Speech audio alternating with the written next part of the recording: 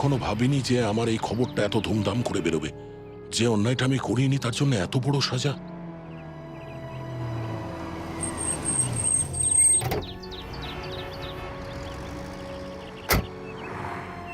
High দয়া। Hello doctor. ব্যাপারটা কি? এরা মন খারাপ করে দাঁড়িয়ে আছে কেন ভাই? আপনি দেখেছেন ডক্টর? পেপারের কথা বলছো? হ্যাঁ ভাই, ওদের যা লেখার কথা ছিল লিখে দিয়েছে। তবে তুমি তোমার মুড কেন খারাপ করছো? বাদ দাও এটাকে। স্যার, আপনি তো ওই সাংবাদিকদের পরিশ্রমে জল ঢেলে দিলেন। আর একটা যদি ফটো ছাপা হতো তাহলে। কার? ডক্টর আপনার কাছে বন্দুক আছে? এখানে কোনো বিপদ হয়েছে? না স্যার, এমনি আমি আপনাকে কিছু দেখাতে চাই। আরে ভাই, তোমাকে তো এটাও বলতে পারবো না যে একটু সামলে। তুমি তো নিজে একজন সিআইডি অফিসার। এনিওয়ে, এ নাও।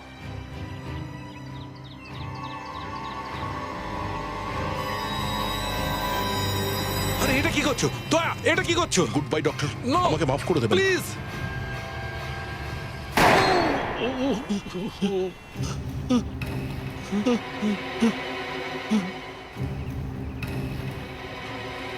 তুমি বোকার মতো কি করছিলে এটা? I am sorry doctor সালুকে।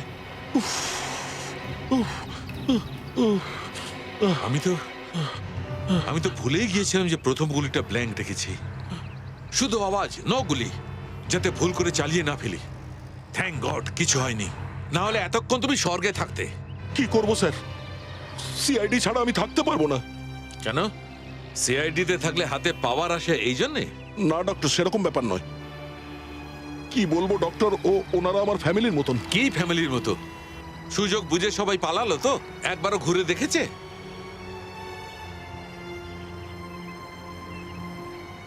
দেখো দয়া, কয়েক বছর আগে সিআইডি তে এইরকম একটা মৃত্যু হয়েছিল।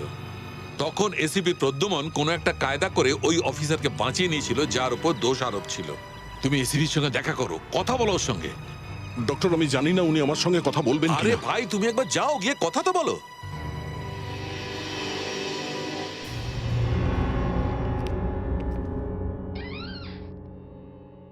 সুনিতা, সুনিতা, শুনতে পাচ্ছ না নাকি? বলছি খেতে দাও। আরে খেতে দাও আমাকে।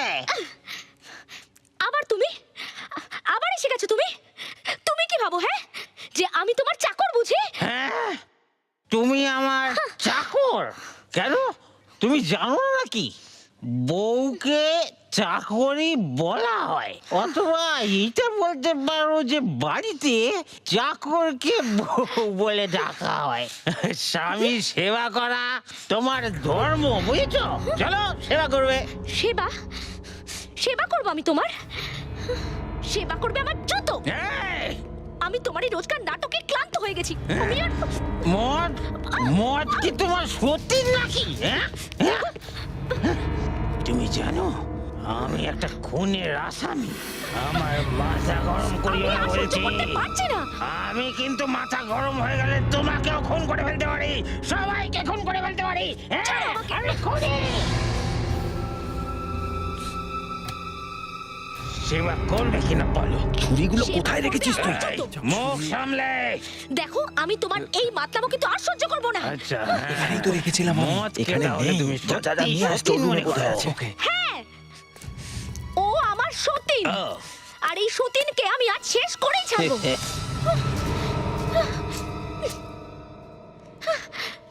এই, আমি কারোর হুকুম শুনে কাজ করি না। আমি কারোর হুকুম শুনে কাজ করি না। আমি কারোর হুকুম মেনে চলিনি কোনোদিন। আমি চুপ করে বসে থাকবো না। হ্যাঁ, যদি তুমি এই বাড়িতে আর এক ফোঁটা মদ খেয়ে ঢোকো তাহলে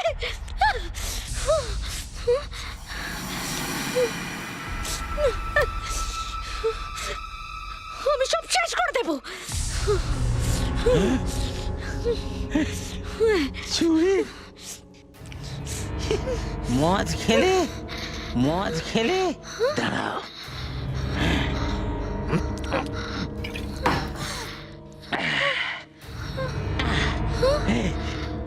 এই রে, এক ফোঁটা নয়, আমি অর্ধেক বোতলই খেয়ে নিয়েছি।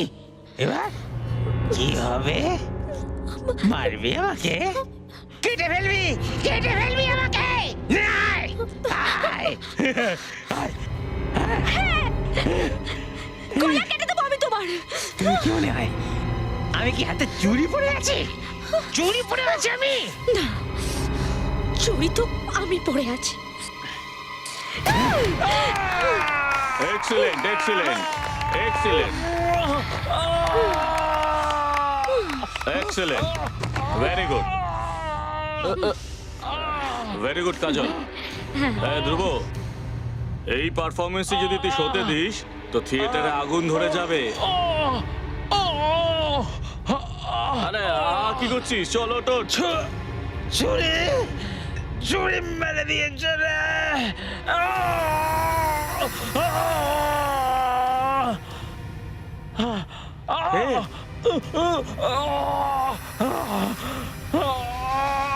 আসল রক্ত?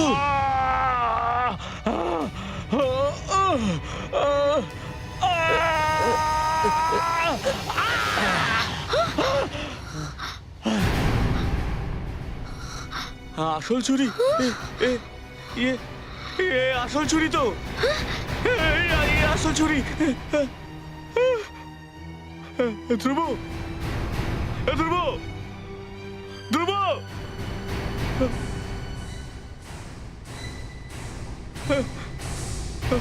এ তো মরে গেছে। তুমি কি করলে কাজল? এটা কি হলো? এ তো মরে গেছে। এ নকল ছুরি থেকে আসল ছুরি কি করে হলো? তুই চেক করে দেখিসনি? স্যার করেছিলাম তো, আমি নিজে চেক করেছিলাম স্যার। তাহলে নকল ছুরি আসল ছুরি কি করে হলো? এবার কি হবে? সিআইডি কে ডাক।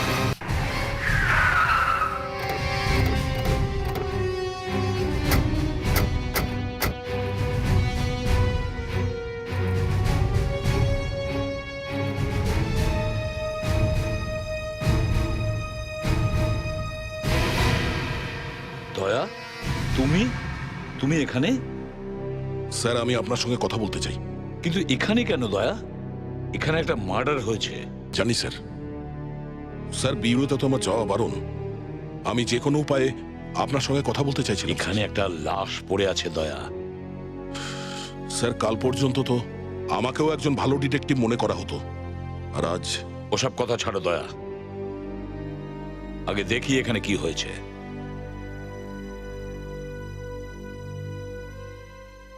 কেমন আছো দয়া? অবস্থা তো তুমি দেখতেই পাচ্ছ। I know it's very sad, but আমি তোমার সঙ্গে আছি। তোমার কিছু হলে আমিও সিআইডি ছেড়ে দেব। পরে দেখা হচ্ছে। দয়া স্যার, স্যার আপনি জিজ্ঞাসাবাদ একটু সাবধানে করতে পারতেন। ওই লোকটার মারা যাওয়ায়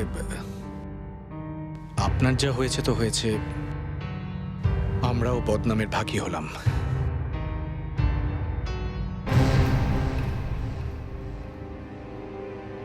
বেশি ওড়ার চেষ্টা করো না ছোড়া। ফিরে আসি, তারপর দেখছি। ওই ছুরিটা কোথায় যেটা দিয়ে একে মেরেছে? এই নিন, এই নিন স্যার।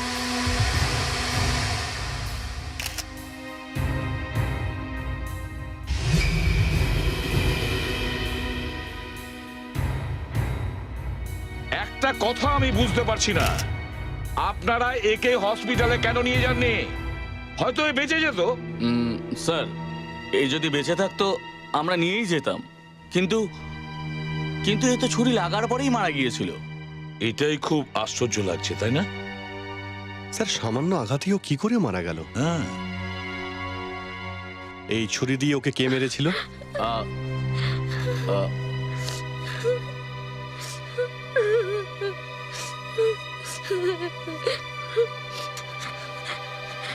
আমি এটা জেনে শুনে করিনি।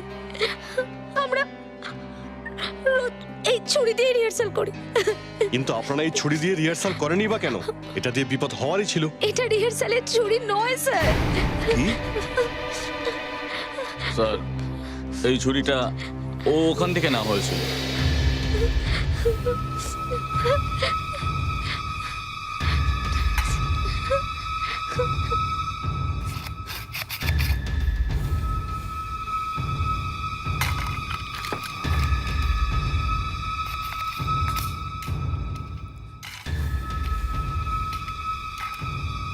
কটা ছুরি নকল আর একমাত্র এটাই আসল, তাই তো?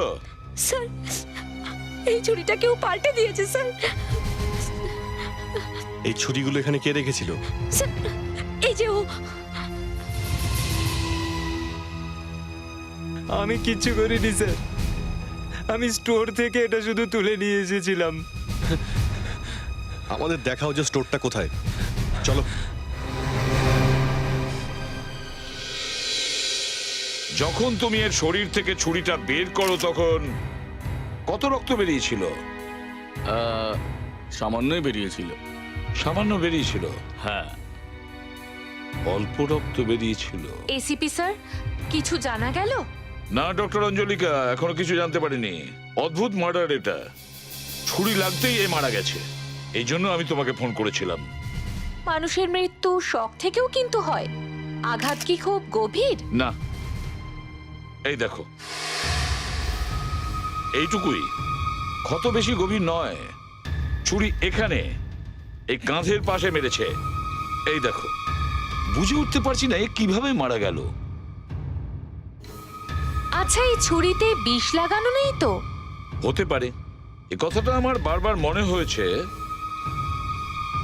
ডক্টর অঞ্জলিকা, তুমি এখানকার প্রত্যেকটা জিনিস ভালো করে দেখো, কোনো জিনিস যেন বাদ না যায়। হ্যাঁ স্যার, কিন্তু আমার জিনিসপত্রগুলো আনতে হবে। আপনাদের লোক সংখ্যা কম বলে মনে হচ্ছে। দয়া স্যারও এখানে আছেন। কি? দয়া, আপনি এখানে কি করে? ওই আমি বাস এমনি। যতক্ষণ না আপনি দয়াকে বাইরে যেতে বলবেন, আমি কিন্তু আমার কাজ শুরু করব না। এনাফ ডক্টর অঞ্জলিকা, যে কাজটা করতে এসেছো সেটা আগে করো। Sir, 1 minute. আমার জন্য কোনো কন্ট্রোভার্সি হওয়া উচিত নয়। আমি বাইরে যাচ্ছি স্যার।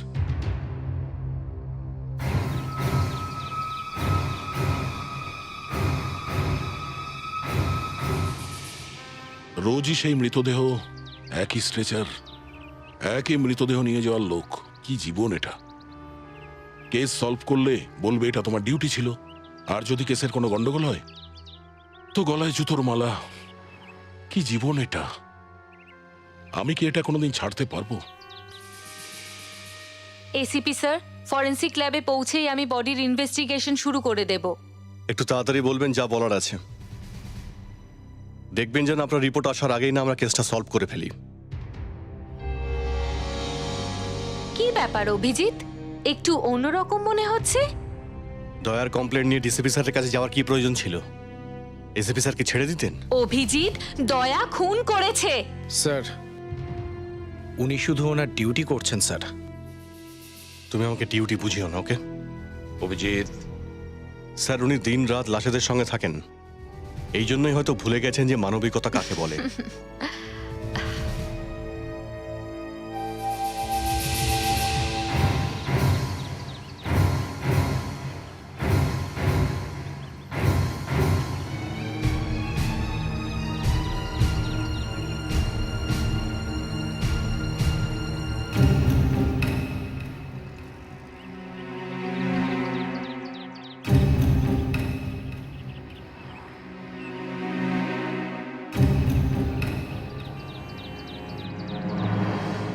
এই লোকটা বাইরে কি করছে? সবাই তো ভেতরে আছে, ওরও তো ভেতরে থাকার কথা। তাহলে ও বিল্ডিং এর পেছনে কি করছে?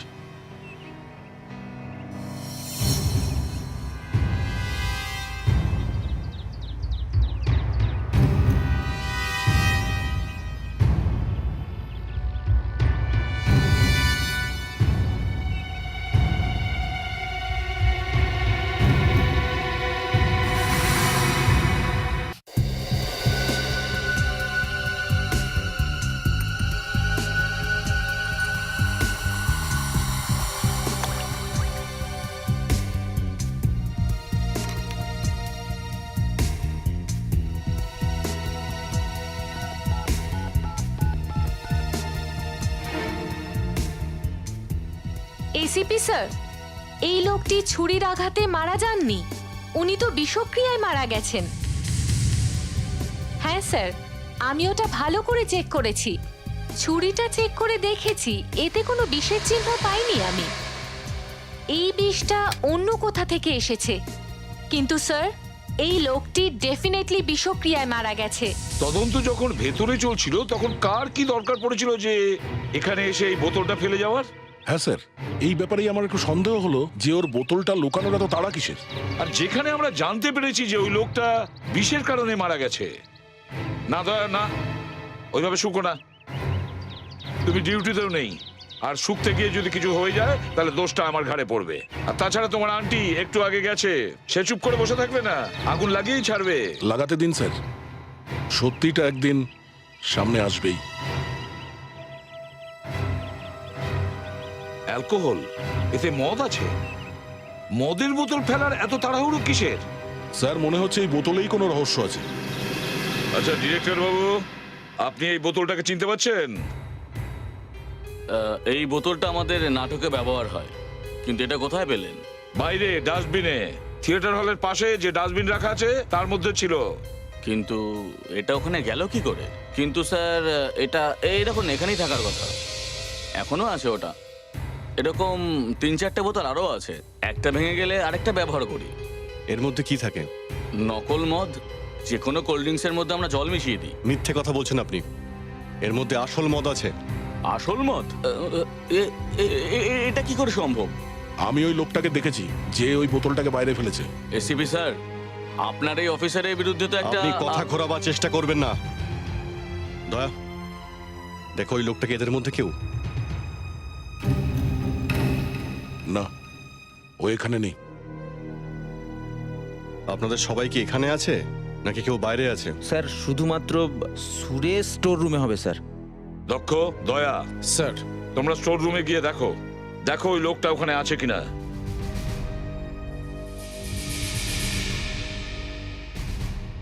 স্যার আপনি ওখানে গিয়ে কোনো কিছুতে হাত দেবেন না। এই কথাটা আমি তোমাকে শিখিয়েছিলাম এবং আমি খুব গর্বিত, তুমি খুব তাড়াতাড়ি শিখে গেছো। স্যার আসলে আমি ওইভাবে বলতে চাই। ঠিক আছে, ঠিক আছে, চলো।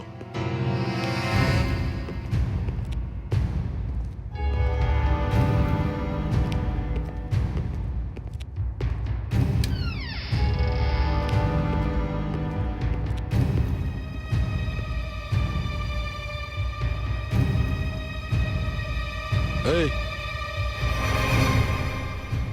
এসে নয়। এখানে তুমি ছাড়া আর কেউ আছে?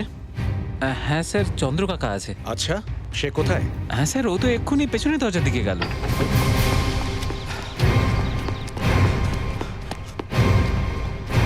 এই দেখুন, 2টো বোতল আরও আছে, এর মধ্যে কোনো অ্যালকোহল নেই। স্যার, ধ্রুবের তো লিভারের একটা সমস্যা ছিল, ওকে তো ডাক্তার এই সব কিছু খেতে বারণ করেছিল। হ্যাঁ স্যার, আমরা এখানে কি করে মদ রাখতে পারি? ওর তো খাওয়া বারণ ছিল স্যার। যেরকম আসল ছুরি ছিল ঠিক তেমনি ভাবে আসল মদ রেখেছিল। কিন্তু এটা কি করে হতে পারে স্যার? তাহলে বিষটা গেল কি করে ওর পেটে? হ্যাঁ, আচ্ছা এটা বলুন এখানে কি হয়েছে? তোমরা এখানে রিহার্সাল করছিলে, হ্যাঁ।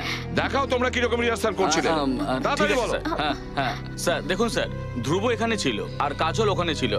কাজল তুমি ওখানে যাও, ওখানে যাও। স্যার বাকিরা সবাই আশেপাশে দাঁড়িয়ে ছিল আর আমরা সবাই ওখানে বসেছিলাম। আর এই মদের বোতল এখানে ছিল। আরে 2টো বোতল সরাও না এখান থেকে। আর ও খুব রেগেছিল, ওরা তো একটা ছুরি হ্যাঁ, ছিল। স্যার। তুমি ছুরিটা নাও, নাও ছুরিটা নাও। ওরা তো ছুরি ছিল স্যার। আর এখান থেকে ধ্রুব মদের বোতল উঠিয়েছিল আর এইভাবে খেয়েছিল। আর এরপরে ও নেশাগ্রস্ত অবস্থায় কাজলের দিকে এগাচ্ছিল। আর কাজল রেগে গিয়ে ধ্রুবকে বলল যে তুমি মদ খেয়ে আর কোনোদিন বাড়িতে ঢুকবে না। আর তখন ধ্রুব রেগে গিয়ে কাজলকে বলল তুমি আমাকে মারবে, আমাকে মারবে, আসো মারো, মারো আমাকে। স্যার, স্যার আমি ছুরি মারার পর তখন পড়ে গেছিল, আপনি একটু আগেই পড়ে গেছেন। উঠুন স্যার। ঠিক আছে, এবারে উঠে পড়ুন, বলুন তারপর কি হলো, উঠুন। কোনো গন্ডগোল আছে? আপনি উঠে পড়ুন। কি হলো আপনার?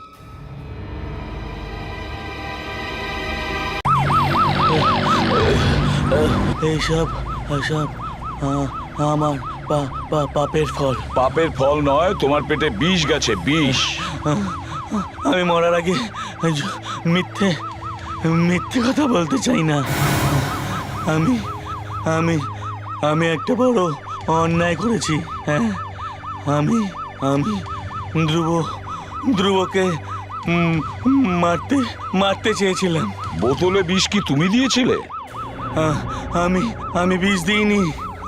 আমি আমি ছুরিটা পাল্টে দিয়েছিলাম। কিন্তু কেন? ও ও ও মেয়েদের পিছনে দৌড়তো।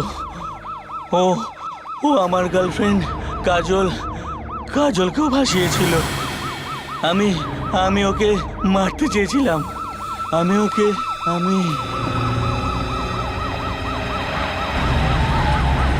উনি মারা গেছেন। He is dead. দেখা যাক ডিরেক্টর কোন বিষে মারা গেছেন। মারতে চেয়েছিল হিরোকে আর নিজেই মারা গেল। দুঃখের বিষয় হলো এটা, বেচারা হিরো আগেই মারা গিয়েছিলেন।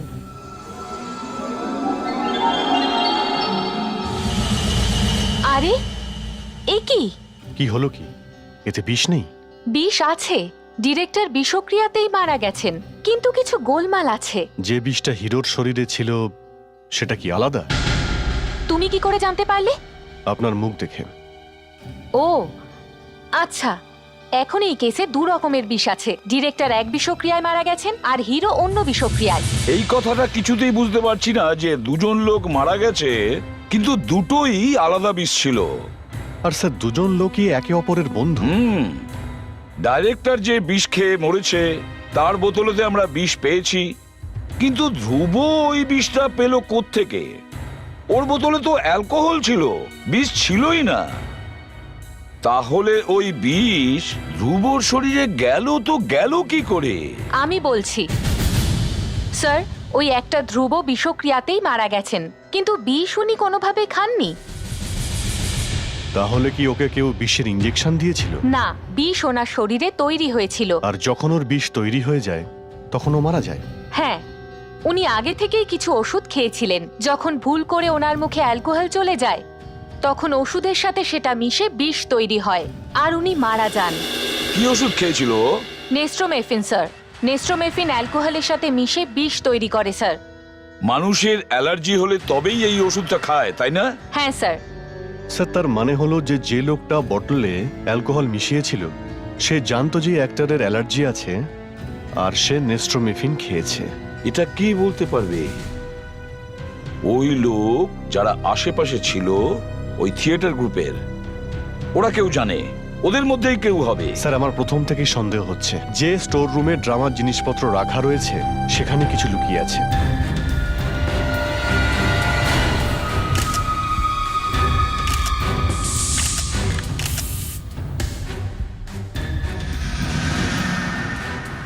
গ্লাভস পরে স্টোর রুমে কেউ কেন আসবে?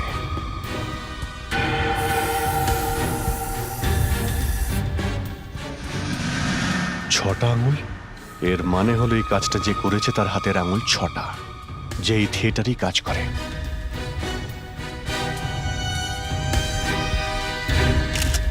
সবাই নিজের হাত দেখাও। সবাই নিজের হাত সামনে রাখো বলছি।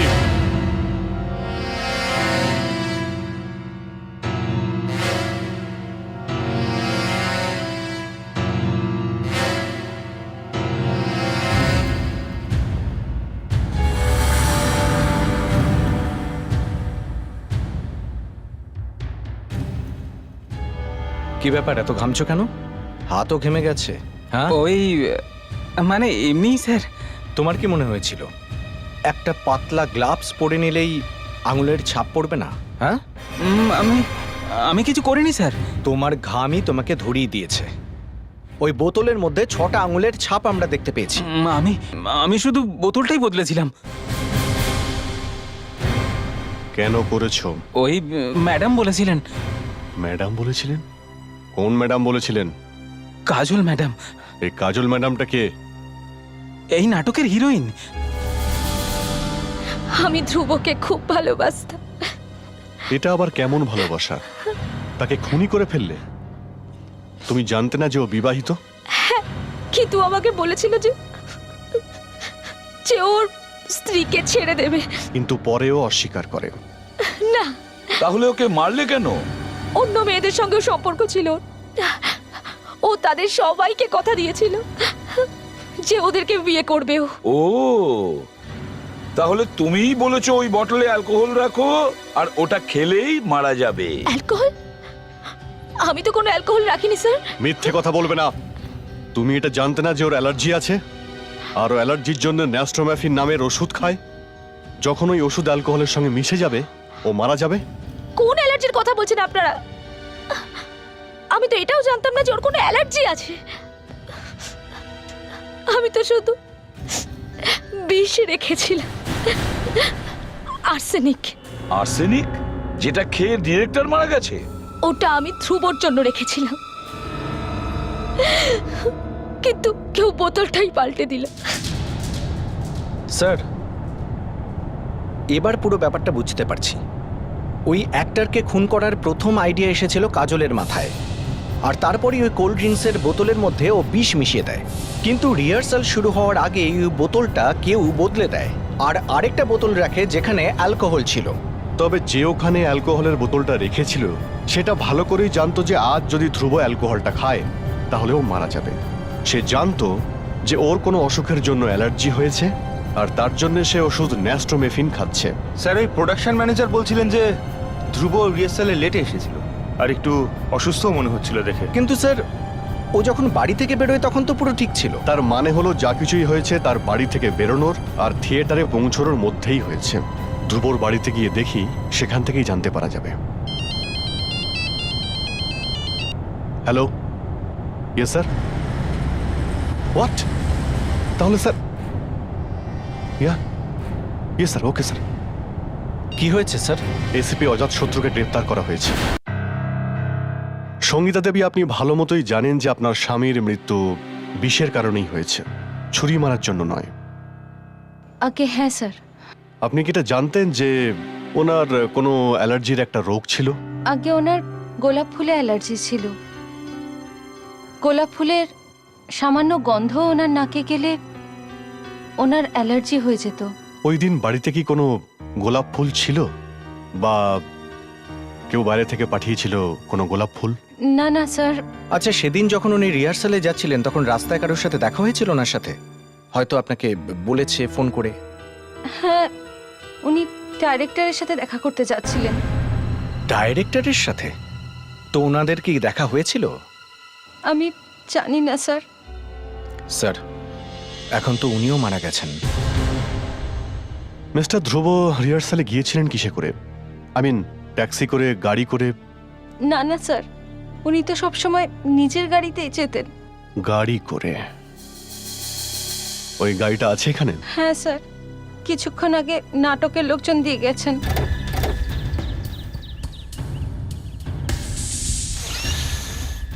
তুমি কোনো গন্ধ পাচ্ছ? গোলাপের গন্ধ স্যার। সেই গোলাপের গন্ধ যেটায় অ্যাক্টরের অ্যালার্জি হতো, সেটা গাড়ির মধ্যে কি করে? কি হলো স্যার? সঙ্গীতা দেবী, গাড়ির মধ্যে গোলাপের গন্ধ আসছে। তার মানে এও আপনার স্বামীকে গোলাপ দিয়ে মারার চেষ্টা করেছিল। শোনো, সিটের নিচে বা পিছনে দেখো তো গোলাপ ফুল দেখতে পাও কিনা। না স্যার, এখানে তো গোলাপ টোলাপ কিছু দেখছি না।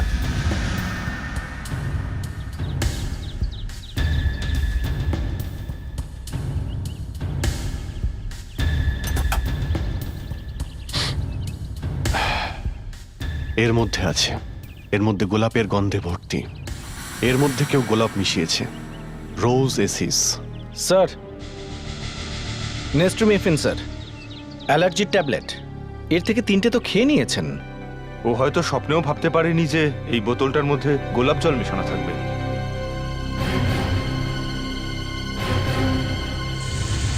সঙ্গীতা দেবী, মিস্টার ধ্রুবর সঙ্গে যা কিছুই হয়েছে সেটা তার বাড়ি থেকে আর রিহার্সাল রুম যাওয়ার মধ্যেই হয়েছে। ওনার রোজ বা গোলাপ জল থেকে অ্যালার্জি আছে এটা শুধুমাত্র আপনি জানতেন। ওনার গাড়ির মধ্যে সব সময় অ্যালার্জির ওষুধ রাখা থাকে, এই কথাটা একমাত্র আপনিই জানতেন। আপনি এই কার ফ্রেশনারের বটলে গোলাপের পারফিউম মিশিয়েছেন। স্যার দয়া স্যার বেঁচে যাবেন তো? অফকোর্স বেঁচে যাবে। এইখানে পড়েছিল ও। হ্যাঁ স্যার। ও বসে কোথায় ছিল? স্যার এখানে এই সিটটায় বসেছিলেন। এই সিটটায় বসেছিল। ওর মুখটা ওদিকে ছিল। হ্যাঁ স্যার। আর দয়া স্যার এখানে বসেছিলেন। হ্যাঁ, তো দয়া স্যার ওখানে বসেছিল আর ওই লোকটা এখানে। যখন দয়া উঠে বাইরে গেল তখন লোকটা হয়তো দাঁড়িয়েছিল দয়াকে দেখবার জন্য। আর তারপরে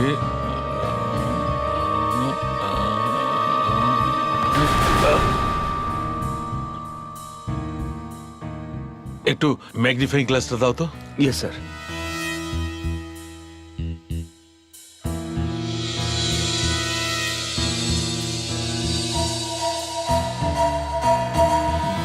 গালে লাগলো, তারপরে লোকটা ঘুরে গিয়ে এখানে পড়লো। আর যখন পড়লো তখন তার মাথাটা দেয়ালে নিশ্চয়ই ঠকে গেছিল। ইয়েস।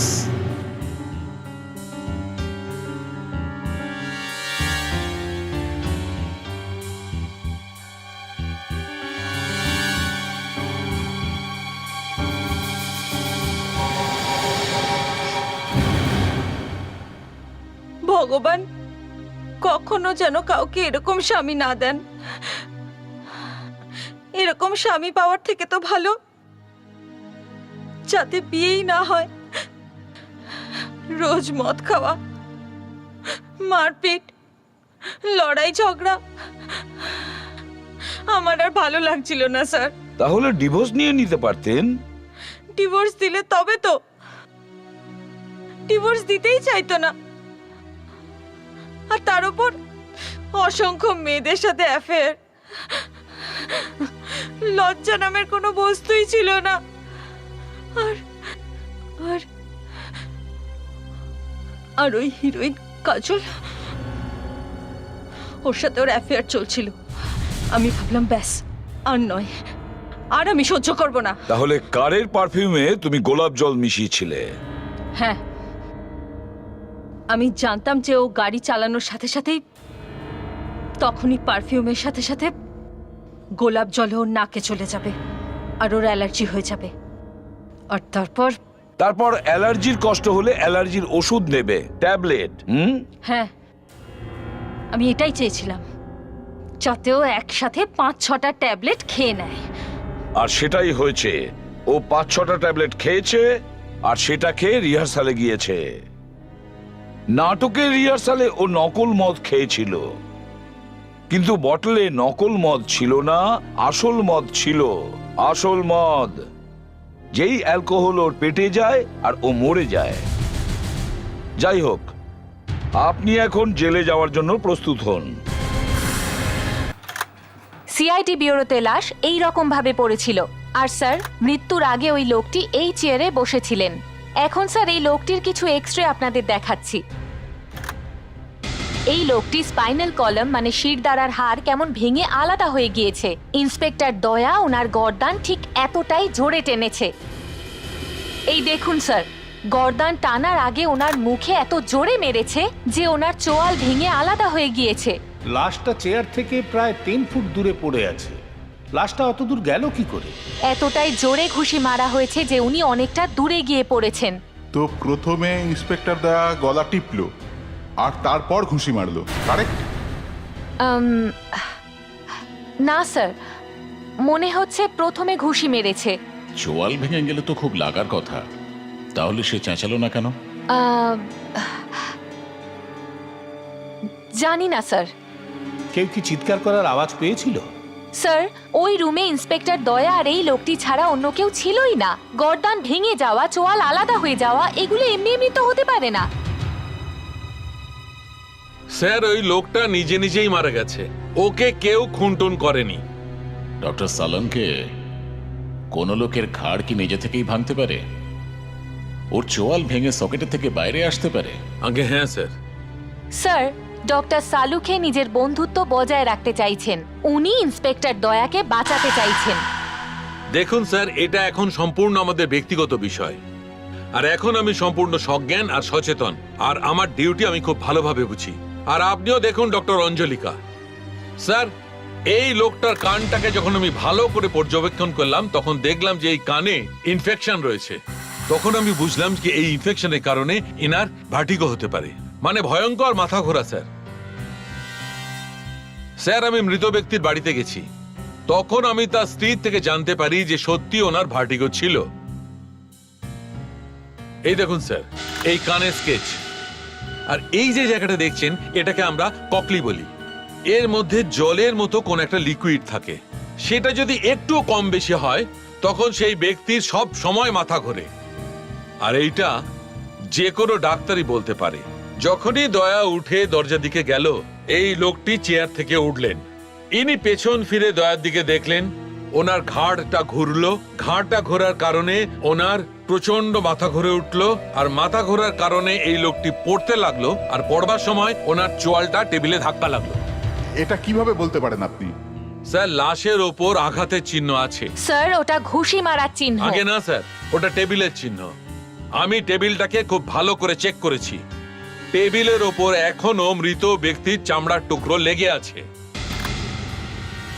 এই চামড়ার টুকরো কি এই লোকটারই? আগে হ্যাঁ স্যার, আমি এই চামড়াটা ডিএনএ টেস্ট করিয়েছি। এতে জানা গেছে যে এটা ওই লোকটিরই চামড়া।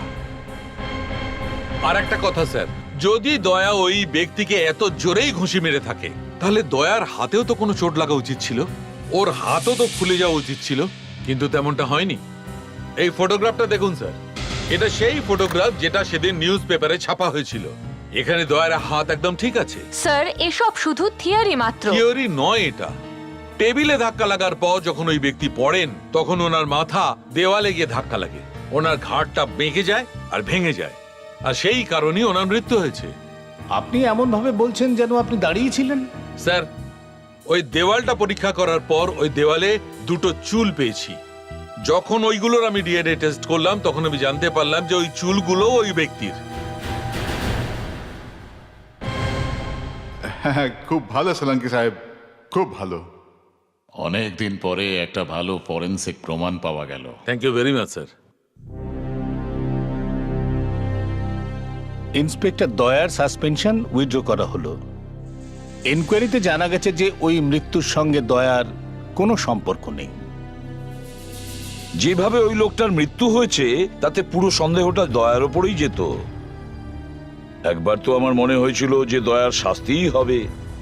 পুলিশ কাস্টাডিতে কারোর মৃত্যু হওয়াটা খুবই উদ্বেগজনক ব্যাপার। লোক রাস্তায় নেমে পড়ে, চারিদিকে দাঙ্গা হাঙ্গামা শুরু হয়ে যায়। তাই সঠিকভাবে এনকোয়ারি হওয়াটা খুব জরুরি ছিল। আমি ডক্টর অঞ্জলিকাকে ধন্যবাদ জানাচ্ছি কারোর পরোয়া না করে ইনভেস্টিগেশনটা করবার জন্য। Thank you sir. Daya, no hard feelings. আমি ফরেনসিক এক্সপার্ট। তখন আমায় এটাই দেখতে হয় তার মৃত্যুটা স্বাভাবিক নাকি সে খুন হয়েছে। হ্যাঁ, আপনি আপনার কাজ করেছেন ডক্টর, আই আন্ডারস্ট্যান্ড, কিন্তু আমারও নিজেকে বাঁচাতে হতো। সেই কারণে আমায় ডক্টর সালুখেকে ডাকতে হয়েছিল। ডক্টর সালুখের তো যাকে, ওনার ব্যাপারই আলাদা। ওনার সাথে এসিপি স্যারের কিছু পুরনো হিসেবও তো ছিল। ডক্টর সালুকে তো সারা দুনিয়ার লোককে এটাই বলে বেড়ান যে এসিপি প্রদ্যুমান ওনাকে ট্রান্সফার করান কারণ ওনার সঙ্গে আমার শত্রুতা ছিল। আসলে তো ব্যাপারটা আলাদা। কি ব্যাপার স্যার? কিছু না, সে কথা আমি অন্য একদিন বলবো। দয়া, একমাত্র আমিই জানি সেদিন তোমাকে ওই অবস্থায় দেখে আমার কতটা কষ্ট হয়েছিল। তোমাকে ছাড়া সিআইডি চলতে পারে এটা আমি ভাবতে পারি না।